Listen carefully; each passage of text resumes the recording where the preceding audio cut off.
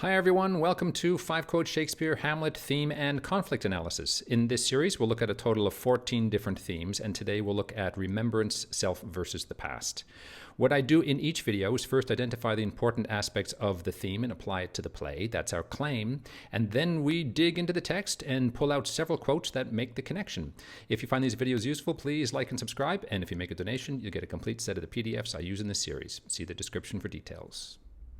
In my previous video, we looked at how the past was in conflict with the present at the macro level, at the cosmic level, at the great chain of being level, at the political level, the mezzo-middle level, at the social and political level, the past was in conflict with the present. And now we're going to walk through each individual character's lives and see how the past impacted them. In fact, all characters are in some way psychologically in conflict with memory and or the past. At a personal level, the past and remembrance torment everyone. Eventually, events in the past lead to their downfall. So let's have a look. Laertes' conflict with the past is very similar to Hamlet's. You can go back and re-watch that part of the video for more information, but it's basically revenge as memory. He makes promises in the past that chain him to the past and hijack his future. Like Hamlet, Laertes' life is hijacked and ultimately ended by a promise to avenge his father. Claudius manipulates him into making that promise, but he's really making the promise to his dead father. Revenge is a form of enslavement to remembering. It prevents participation in the here and now of life. Remember, like Hamlet, he's a student. He's got his own life to work on, and he puts that all on hold because of the promise he makes to get revenge.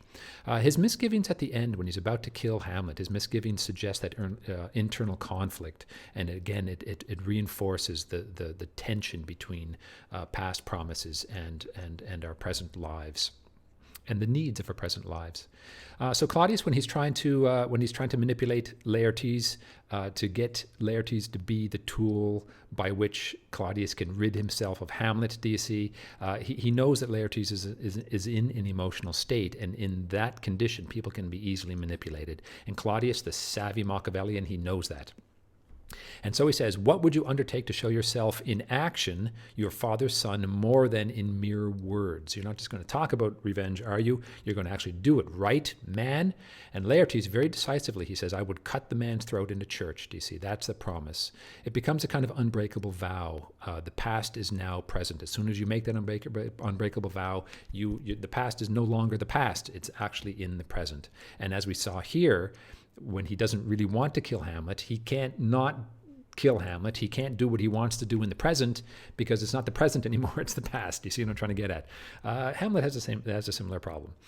So Claudius, when they're planning the murder here of Hamlet during the sword battle, he says, you may choose a sword that has not been capped, do you see, for protection, and in a passive practice you can requite him for your father. So, and by accident, you can accidentally stab him in the heart or something like that.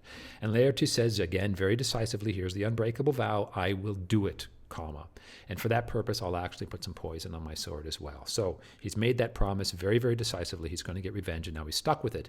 Even though later on at the very, very end of the play, he says, my lord, I'll hit him now. And Claudius doubts him. He says, come on, you haven't done it yet, you loser. Do you see how cruel he is? And Laertes says, and yet it is kind of in an aside. He says, here he is, he's saying it as an aside. He says, and yet it is almost against my conscience. Tough luck, buddy. You don't want to do it? Tough. You've made the unbreakable vow. Now the past is present. Now you have to do it, do you see? So trapped against its inner judgment in revenge, promise, and memory. Okay, so that was Laertes. Fairly straightforward. Polonius's relationship and conflict with the past is actually quite interesting. The whirligig of time. And that was 5 Quote Shakespeare, Hamlet, Theme, and Conflict Analysis, Remembrance, Self versus the Past. I hope you found this video useful, and if you did, don't forget to like and subscribe, and pick up a copy of the PDFs if you need them. Thanks for watching.